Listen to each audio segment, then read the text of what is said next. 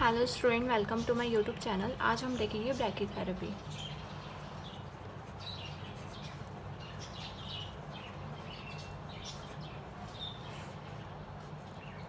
Brachytherapy देखेंगे। मैंने आपको बताया था कि अगर सोर्स और ट्यूमर की डिस्टेंस अगर 80 to 100 हो तो ये क्या होगा, टेलीथेरेपी। ठीक है। अगर सोर्स और ट्यूमर की जो डिस्टेंस है वो 5 सेंटीमीटर हो या उससे कम हो तो उसको हम बोलेंगे ब्रैकीथेरेपी। ठीक है।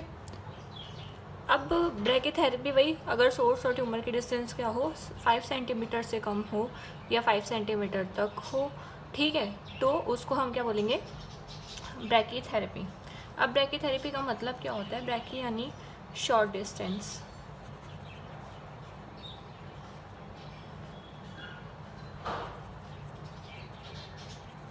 ठीक है। ब्रैकी का मतलब शॉर्ट डिस्टेंस और थेरेपी यानी ट्रीटमेंट।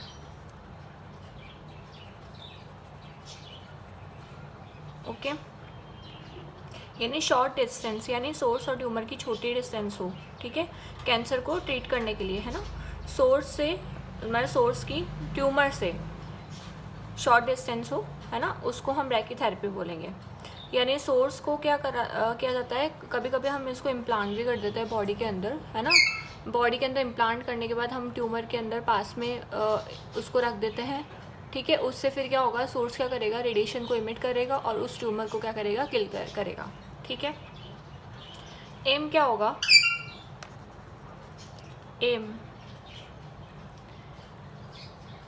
ये मैक्सिमम डोज दे किसको, ट्यूमर सेल्स को। ठीक है। इसका जो एम है यानी ट्यूमर सेल्स को क्या कर दे, मैक्सिमम ट्यूमर सेल्स को तो क्या दे, डोज ज़्यादा दे, और जो सराउंडिंग टिश्यूज़ है, सेल्स है या फिर टिश्यूज़ है, उसको क्या दे, कम डोज दे। ठीक है।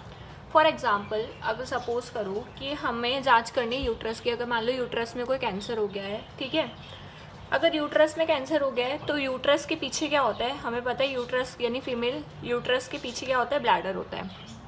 ठीक है। यूट्रस के पीछे क्या होता है, ब्लैडर होता है। इस तरह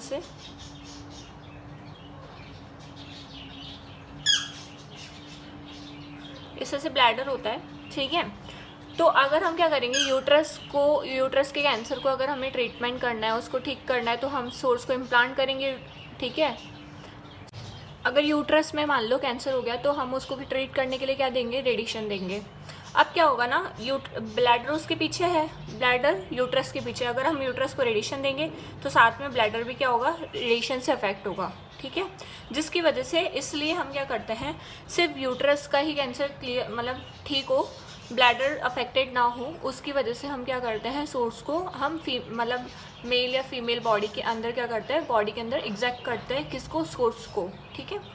ताकि वो उसी चीज़ का उसी जगह का कैंसर को ठीक कर सके। ठीक है। तो प्रॉपर्टीज़ देखते हैं अब हम कि मतलब सोर्स की हमें क्या क्या प्रॉपर्टीज़ होती है, मतलब किस टाइप का हमें सोर्स चाहिए। ठीक है। तो रिक्वायरमेंट क्या है, प्रॉपर्टीज़ क्या है, प्रॉपर्टीज़ ऑफ सोर्स किस टाइप का होता है ना, और किस एनर्जी का हमें चाहिए होता है। ठीक है। तो सबसे पहले सोर्स तो हमें क्या चाहिए, कि स्मॉल साइज़ का होना चाहिए। जो सोर्स है वो स्मॉल साइज़ का होना चाहिए। ठीक है। और अच्छी रेडिएशन दे, और रेडिएशन क्या दे, अच्छी दे यानी हाई दे, हाई रेडिएशन दे। तो उसको हम क्या बोलते हैं, हाई स्पेसिफिक एक्टिविटी।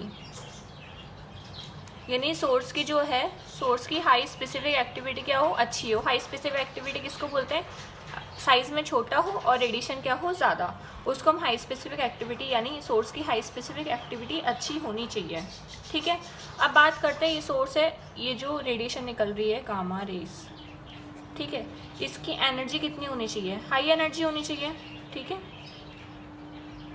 जिसकी एनर्जी कितनी होती है, 0.2 से 0.4 MeV। ठीक है। इतनी एनर्जी चाहिए होगी, ठीक है। और दूसरा है कि ये गैस पार्टिकल और चार्ज पार्टिकल का एमिट ना करे, ठीक है। तो no emission of charge particle and gas particle, ठीक है। फिर है इनसॉल्युबल होना चाहिए, यानी अपने जो बॉडी है, अगर हम बॉडी में सोर्स को इंजेक्ट करेंगे तो ये क्या होगा, घुलना नहीं, मतलब घुलना नहीं चाहिए अपनी बॉडी के अंदर। अगर घुल जाएगा तो कोई मतलब ही नहीं है फिर वहाँ पे कोई रेडिएशन, और वो अपन को हार्म और करेगा। अगर सॉल्युबल रहेगा तो हमारी बॉडी को क्या करेगा, अफेक्ट करेगा, ठीक है। तो इसलिए क्या होना चाहिए, जो सोर्स है वो इनसॉल्युबल होना चाहिए, साथ में नॉन टॉक्सिक होना चाहिए, यानी टॉक्सिक ना करे, हमें हार्मफुल ना पहुँचाए, ठीक है। तीसरा नॉट रिएक्टिव, यानी हमारे बॉडी से रिएक्ट ना करे, ठीक है, ऐसे सोर्स होना चाहिए।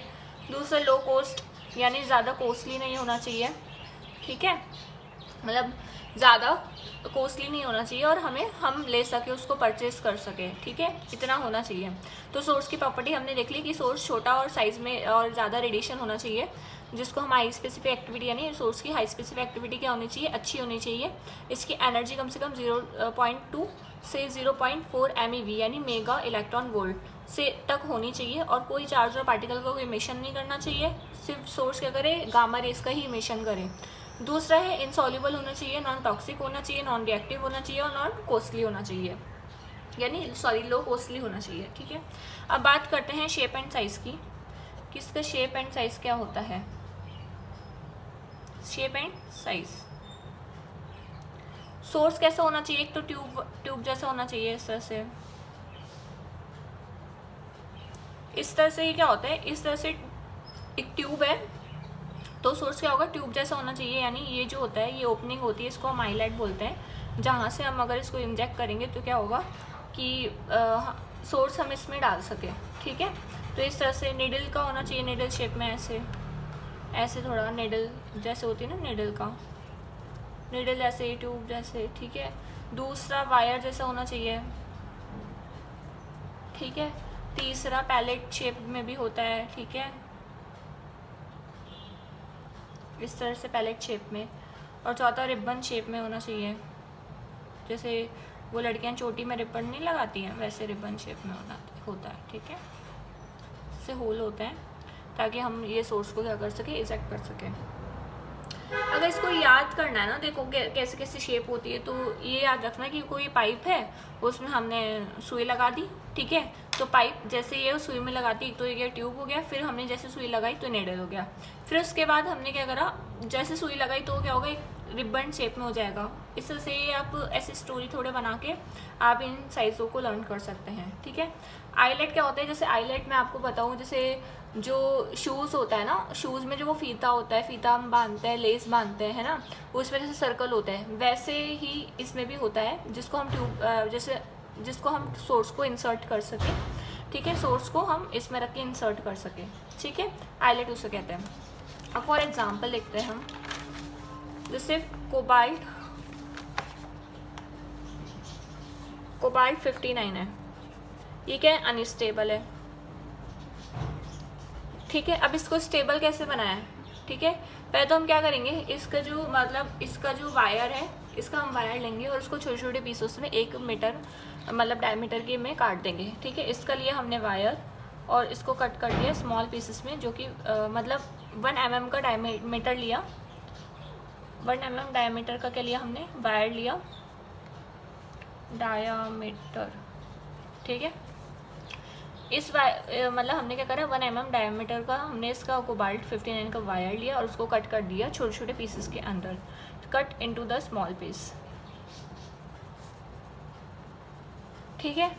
अब कट कर दिया, तो अब ये छोटे छोटे पीसेस हैं, हम उसमें क्या करेंगे, एक स्टेनलेस स्टील जो कंटेनर है उसमें हम इन पीसेस को रख देंगे। इससे हमने कंटेनर डाल दिया और इसमें ये हमने ऐसे पीसेस रख दिए, ठीक है। तो ये है कौन सा कंटेनर, स्टेनलेस स्टील, है ना, ये कौन सा कंटेनर है, स्टेनलेस स्टील है, ठीक है। अब इस तरह से हमने क्या करा, छोटे जो पीसेस है हम इसको इस तरह कंटेनर में हमने इसको इंजेक्ट कर दिया। ठीक है, अब क्या होता है ना, इस कंटेनर में होता क्या है, इसमें बहुत सारे मतलब न्यूट्रॉन की बम्बार्ड्स होती है, जिसकी वजह से ये क्या हो जाता है, स्टेबल हो जाता है। ठीक है, तो कोबाल्ट 59, ठीक है, कोबाल्ट 59 मतलब रिएक्टर हम क्या करेंगे, न्यूक्लियर रिएक्टर में इसको इंसर्ट करके, न्यूक्लियर रिएक्टर में हम इसको इंसर्ट करके, जो कि यहाँ पे क्या होगा, बम्बार्ड होगा बहुत सारा न्यूट्रॉन्स का। ठीक है, बौछार होगी, बम्बार्ड यानी बौछार होगी। ठीक है, और ये किस में चेंज हो जाएगा, 59 किस में चेंज होगा, कोबाल्ट 60 में चेंज हो जाएगा। ठीक है, कोबाल्ट 60। अब कोबाल्ट 60 की हमें पता है एनर्जी कितनी होती है, 2.5 MeV होती है। अभी क्या करेगा, एक नेचुरल स्टेट में भी, नेचुरल अपनी स्टेट में भी क्या करेगा, रेडिएशन इमिट करता रहेगा। ठीक है, तो पहले जो रेडिएशन इमिट करेगा वो कितने एनर्जी होगी, 1.17 MeV की होगी, और सेकंड जो करेगा वो कितने होगी, 1.33 MeV। ठीक है, और ये चेंज हो जाएगा किस में, निकल के अंदर, जिसका जो एटॉमिक मास एंड ये एटॉमिक नंबर 60 होगा और ये 28। इससे से क्या होगा, निकल में चेंज हो जाएगा। ठीक है, कोबाल्ट निकल में चेंज हो गया। ठीक है, अब ये जो इनकी जो एनर्जीज़ है, एक तो पहले हमने गामा 1 गामा 2 क्यों करा, मैंने प्रीवियस में बताया था कि गामा 1 गामा 2 इसलिए करा क्योंकि जो कोबाल्ट है वो गामा ही रेडिएशन इमिट करती है। तो गामा 1, ठीक है, पहले गामा निकाल दी और गामा 2 निकाल दी। ठीक है, इन दोनों की जो एवरेज होती है, मतलब इन दोनों का जो एवरेज एनर्जी होती है 1.25 होती है MeV। ठीक है, ये एवरेज एनर्जी है। इस तरह से हमारा क्या हो गया, इसका प्रिंसिपल मैंने आपको अच्छे से समझा दिया। अब बात करते हैं हम सोर्स की, कौन कौन से सोर्स होते हैं। ठीक है, तो बात करते हैं सोर्स, और ये हमारा उसका हो गया एटॉमिक मास नंबर,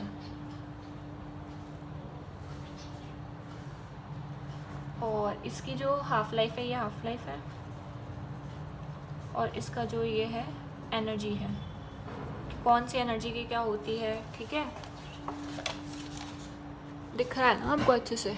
ठीक है, कि कौन सी एनर्जी क्या होती है, ये सोर्स है कि कौन सा सोर्स है, एटॉमिक मास का नंबर क्या होता है, हाफ लाइफ कितनी होती है, एनर्जी कितनी होती है। हाफ लाइफ यानी अगर हम उसको इजेक्ट कर रहे हैं, हम मतलब हम उसको बॉडी में इंजेक्ट कर रहे हैं। ठीक है, तो कितने दिन तक, कितने डेज तक, कितने सालों तक रह सकता है, और कितने सालों तक डिके हो सकता है। ठीक है, तो इस तरह से हाफ लाइफ। तो हमने देखा पहला है हमारा रेडियम, जिसको हम आरए बोलते हैं, ठीक है, हम ये याद रखेंगे ना, radium, caesium, cobalt, iridium, iodine और पैलेडियम। ठीक है, ये 6 अच्छे से याद रख लेना, रट लेना एकदम अच्छे से। सेकंड है सीजियम। ठीक है, इसका होता है 137 एटॉमिक नंबर। कोबाल्ट का क्या होता है, कोबाल्ट का तो हमने अभी देखा ही था 60 होता है, तो 60। ठीक है, और इरिडियम का कितने होता है, 192, और आयोडीन का 125, और पैलेडियम का कितना होता है, 103। ठीक है, ये आप रट ही लेना, अच्छे से याद ही कर लेना आप, मतलब याद ही करने पड़ेंगे आपको। ठीक है, हाफ लाइफ बात करते हैं हाफ लाइफ की। हाफ लाइफ क्या होता है, इसको हम उल्टा कर देंगे। ठीक है, मतलब ट्रिक बता रही हूँ मैं आपको। 1622 1 लगा दिया और 1622। ठीक है, ईयर, ये हो गई इसकी हाफ लाइफ। ठीक है, अब है हमारा, इसकी हाफ लाइफ कितनी होगी, 137 की 30 ईयर्स। इसको थोड़ा क्रॉस में ऐसे करके लिख लेना कि 30, इससे थोड़ा आधा कम ऐसे करके, मतलब थोड़ा ट्रिक बना लेना आप अपने अकॉर्डिंग। ठीक है, 30 ईयर्स। ठीक है, उसके बाद क्या होता है, इसका जो होता है, इसका हमें याद रखना पड़ेगा, 5.26 ईयर होती है। ठीक है, इसकी जो हाफ लाइफ होती है 5.26। अगर आपको इसमें प्रॉपर्टीज़ में लिखना है तो प्रॉपर्टीज़ में भी हम लिख सकते हैं कि हाफ लाइफ इतनी होनी चाहिए। ठीक है, हाफ लाइफ कितनी होनी चाहिए, जैसे मैंने यहाँ पे लिख दिया, हाफ लाइफ 5.26 ईयर तक होती है। ठीक है, उसके बाद इरिडियम का क्या है, इरिडियम में 75 डेज होती है, सॉरी। ठीक है, ये डेज होती है, ये तीनों ईयर्स में और ये बाकी डेज में। ठीक है, 75, फिर आता है 50 ईयर्स, ऐसे अप्रॉक्सली करके 50 ईयर्स, फिर है 25 डेज। 5 days, ठीक है। इससे आप याद कर लीजिएगा, मतलब इसमें 50 देखो 50 की थोड़ा गा देना, मतलब 50 की टेबल 50 मतलब 25 50 75 ऐसे कुछ करके, ठीक है। उसके बाद बात करते हैं एनर्जीज़ की। अब देखो एनर्जीज़ की तो दोनों की जो ये है 0.02 है, 0.02 है, ठीक है। यहाँ पे एम ए भी लिख देना क्योंकि सारी जो एनर्जीज है एम ए की है, ठीक है। ये दोनों ऐसे लिख देना 0.02 और 0.02, ठीक है। फिर ऊपर जो आएगा 0.04 मतलब 0.4 सॉरी नॉट 0.4 ओनली 4। फिर उसके बाद है हमारा कोबाल्ट की कितनी होती है, कोबाल्ट की मैंने बताया 1.25, ठीक है ये वाली, तो 1.25। सीजियम की कितनी होती है, सीजियम की होती है 0.60, ठीक है। और बात रही रेडियम की 0.83, ठीक है। इस तरह से हम ये लर्न कर लेंगे कि सोर्स ये होते हैं, एटम्स एटमिक नंबर ये होते हैं, हाफ लाइफ ये होती है, एनर्जीज ये होती है, ठीक है। अब बात करते हैं कि हमने सोर्स तो देख लिया भाई, सोर्स हमें ऐसा चाहिए, ऐसा स्मॉल साइज का चाहिए, इतने रेडिएशन चाहिए, उसमें चार्ज और पार्टिकल कोई इमिट नहीं होना चाहिए, ठीक है। और हमने देख लिया कि अगर कोबाल्ट 59 है तो उसको स्टेबल मतलब अनस्टेबल को स्टेबल हो गया, ठीक है, जो कि निकल में कन्वर्ट हो गया। उसके बाद हमारा ये हो गया कि भाई सोर्स ये वाले हैं, एटमिक नंबर ऐसे होते हैं और हाफ लाइफ ये होती है और एनर्जी नंबर ये होता है, ठीक है। अब देखते हैं कि अगर हम सोर्स इम्प्लांट करें तो उसके लिए कुछ तो चीज़ चाहिए ना भाई, हमें कोई एप्लीकेटर तो चाहिए ना उसको करने के लिए, ठीक है। तो ये सोर्स है, ठीक है। अब सोर्स को हमने क्या करा है, सोर्स को इस तरह से एक ही एप्लीकेटर है, एप्लीकेटर, तो ये इसके हमने पहले लोडिंग कर दिया, मतलब इस एप्लीकेटर में हमने सोर्स डाल दिया, फिर हम इसको बॉडी के अंदर। अब क्या करा हमने, क्या करा सोर्स को इसमें एप्लीकेटर में इंजेक्ट कर दिया और इस एप्लीकेटर को हमने क्या करा सोर्स में करा, ठीक है। फिर हम क्या करेंगे, इस ट्यूमर वॉल्यूम में इंजेक्ट कर देंगे, ठीक है, कर दिया इंजेक्ट ट्यूमर वॉल्यूम में, ठीक है।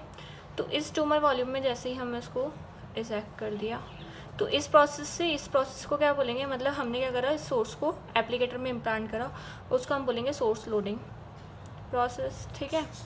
और इस एप्लीकेटर को हमने क्या करा, ट्यूमर वॉल्यूम में इंजेक्ट कर दिया, उसको हम क्या बोलेंगे, इम्प्लांट या फिर प्लेसमेंट, गॉट इट। इसको एप्लीकेटर बोल दीजिएगा और ये है सोर्स, ठीक है। तो अगर हमने सोर्स को एप्लीकेटर में लोडिंग किया तो उसको हमने क्या करेंगे, लोडिंग मतलब प्री लोडिंग, यानी पहले प्रोसेस से पहले कौन सा मतलब सोर्स जाएगा या फिर एप्लीकेटर जाएगा, तो ऐसा करके। तो और ये जो होगा एप्लीकेटर यानी सोर्स, मतलब जब सोर्स एप्लीकेटर में चल जाएगा तो इसको हम क्या करेंगे, ट्यूमर वॉल्यूम में इंजेक्ट करेंगे, ठीक है, फॉर ट्यूमर के लिए, मतलब ट्यूमर को हम ठीक करने के लिए, ट्यूमर ट्रीटमेंट को ठीक करने के लिए हम क्या करेंगे, इसको इंजेक्ट कर देंगे, उसको हम क्या बोलेंगे, इम्प्लांट या प्लेसमेंट, ठीक है। अब बात करते हैं, पहले हम देखते हैं कि इम्प्लांट या प्लेसमेंट हम कैसे किस तरह से रख सकते हैं।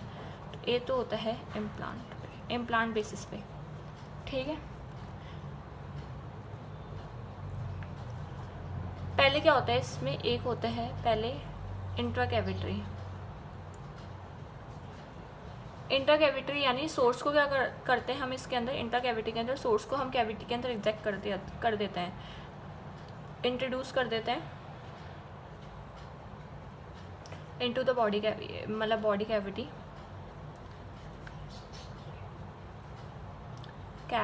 ठीक है।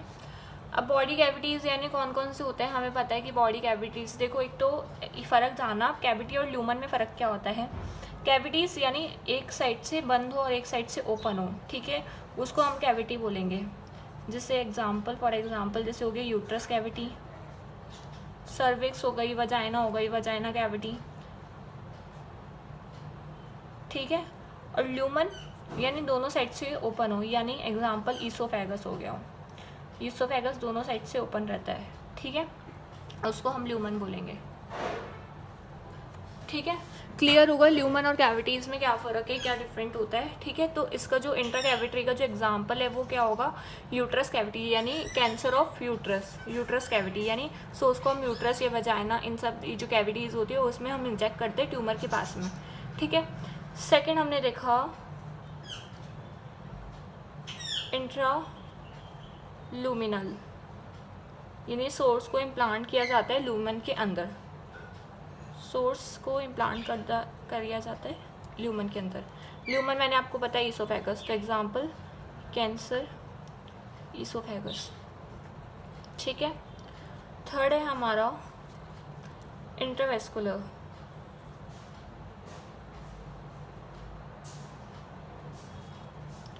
मतलब ऐसा, मतलब जिसके अंदर हमें क्या करा, सोर्स को हमने एग्जैक्ट किया किसके अंदर, ब्लड वेसल्स के अंदर। ठीक है, जहाँ पे बहुत सारे ब्लड स्ट्रीम्स वगैरह हो, तो ब्लड वेसल्स में होता है ब्लड बहुत ज़्यादा, तो हमने क्या करा, सोर्स को इम्प्लांट कर दिया ब्लड वेसल्स में, उसको हम बोलेंगे इंटरवेस्कुलर। देखो इस नाम में ही आपको पता चल रहा है कि इंटर कैविटी यानी अंदर, कैविटी के अंदर। ठीक है, इंटरल्यूमिनल यानी ल्यूमन के अंदर, और वेस्कुलर इंटर यानी वेस्कुलर के अंदर, यानी वेस्कुलर यानी ब्लड वेसल्स वगैरह ही हो गया। ठीक है, फॉर एग्जांपल, जैसे एग्जांपल हो गई कि कैंसर आर्टरी, ठीक है, और कैंसर वेन, इस तरह से। ठीक है, उसके बाद है हमारा 4 सरफेस मोल्ड। सरफेस मोल्ड यानी सोर्स को सरफेस पे रखा जाता है। ठीक है, जैसे सरफेस क्या हो गई, जैसे स्किन हो गई, ठीक है, अपना ईयर पिन हो गया, लिप्स हो गई, तो एग्जांपल स्किन कैंसर। ठीक है, एग्जांपल एक और लिख देंगे हम, कैंसर ईयर पिन, या फिर कैंसर लिप्स। ठीक है, कैंसर मतलब शॉर्ट में हम CA लिखते हैं कैंसर को। ठीक है, तो कैंसर लिप, ये सरफेस मोल्ड हो गई। 5 है इंटरस्टिशियल, यानी इंटरस्टिशियल में क्या होता है, सर्जरी करके हम सोर्स को क्या करते हैं, इम्प्लांट करते हैं। तो सोर्स को हमने क्या करा, ट्यूमर वॉल्यूम में रखा बाय सर्जरी, सर्जिकल या फिर सर्जरी बाय सर्जिकली। ठीक है, तो सोर्स को with in the tumour volume, यानी सोर्स को ट्यूमर वॉल्यूम में इंसर्ट किया, सर्जिकली यानी सर्जिकल करके, यानी काट के फिर हम ट्यूमर को इजेक्ट कर रहे हैं। ठीक है, तो एग्जांपल क्या होगा, जैसे कैंसर ब्रेस्ट का हो गया, ब्रेस्ट कैंसर हो जाता है ना, तो उसमें क्या होता है कि हम सोर्स को ब्रेस्ट को थोड़ा सा कट लगा के, ब्रेस्ट की जो स्किन है उसको कट लगा के फिर हम सोर्स को इम्प्लांट करते हैं। एग्जांपल प्रोस्टेट, जैसे कैंसर प्रोस्टेट हो गया हो। ठीक है, तो इस तरह से हमारे क्या हो गया, इम्प्लांट के बेसिस पे, basis of implant, basis of implant के बेसिस पे हमारे क्या है, पांच टाइप से, intracavity, intraluminal, intravascular, surface mould and interstitial. ठीक है, अब बात करते हैं हम ट्रीटमेंट ड्यूरेशन के अकॉर्डिंग। ठीक है,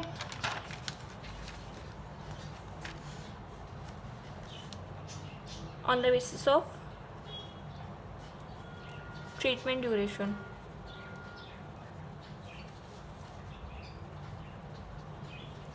यानी कितने समय तक हम सोर्स को रख सकते हैं। ठीक है, तो इसमें क्या होता है, 2 तरह के होते हैं, एक तो होता है टेम्पररी और एक होता है परमानेंट। टेम्पररी में क्या होता है, टेम्पररी में सोर्स इम्प्लांट किया जाता है, मतलब टेम्पररी है ना, जब तक इस तरह से सेट कर देते हैं हम सोर्स को, जब तक उसकी जो डोज होती है वो पूरी चल जाती है, तो वो उसको हम सोर्स को क्या कर देते हैं, रिमूव कर दिया जाता है। ठीक है, तो जैसे सोर्स इम्प्लांट करेंगे और जैसे ही प्रिस्क्राइब डोज उसमें पूरी हो जाएगी, अपने साइड जैसे हमने सेट कर दिया इसकी इतनी डोज हमें देनी है। ठीक है, और सोर्स को हम इमिट करने के बाद, मतलब हम इजेक्ट करने के बाद सोर्स को क्या कर रहे हैं, सेट कर दिया भाई, इतनी फैक्टर डोज हमने सेलेक्ट कर दी। उसके बाद जैसे ही वो डोज कंप्लीट हो जाएगी, जैसे ही सोर्स पूरी वो डोज दे देगा, तो सोर्स हमें क्या करेंगे, सोर्स को बाहर निकाल लेंगे। ठीक है, तो इसमें क्या होगा, सोर्स जो है temporary implant,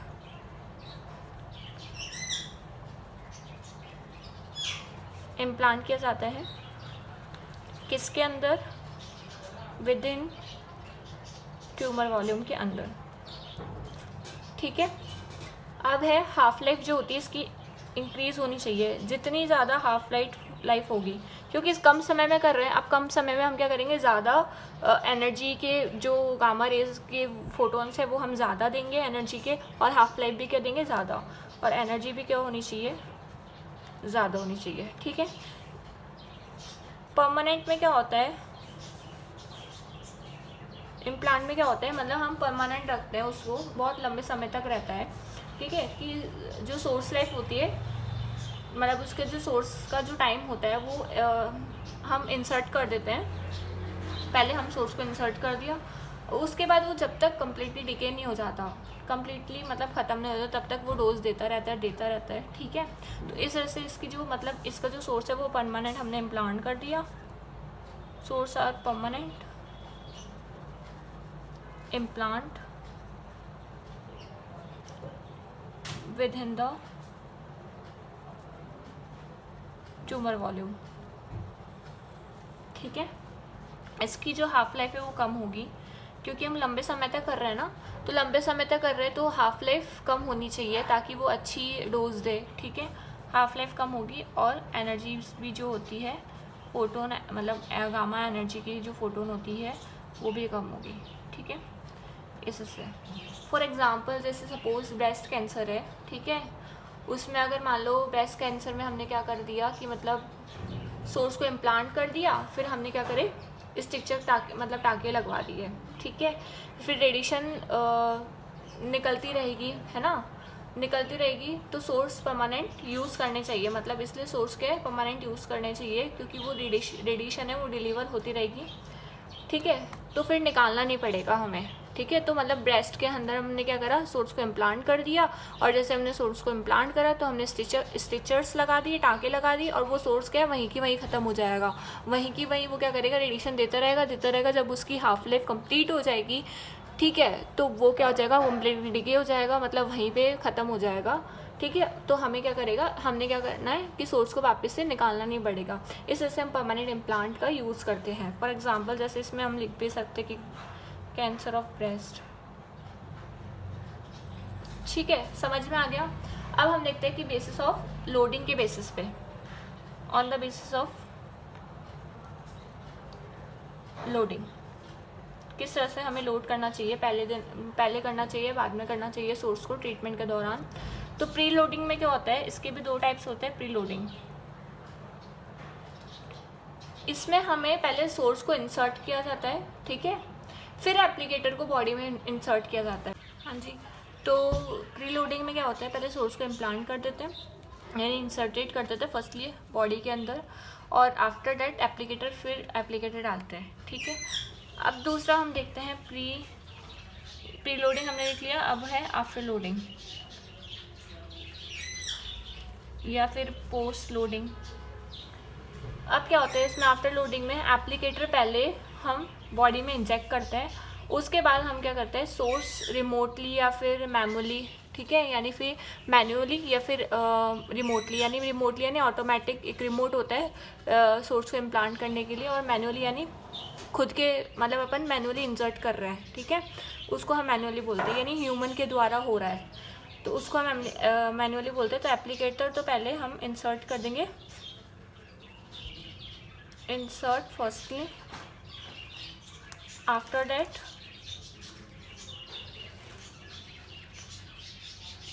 source are inserted by remotely और मैनुअली, ठीक है। ये हमारा क्या हो गया, किसके बेसिस पे, लोडिंग के बेसिस पे, pre loading and after loading. अब है on the basis of rate, dose rate, कि हम डोज रेट कितनी दें, ठीक है, डोज रेट के आधार पे। On the basis of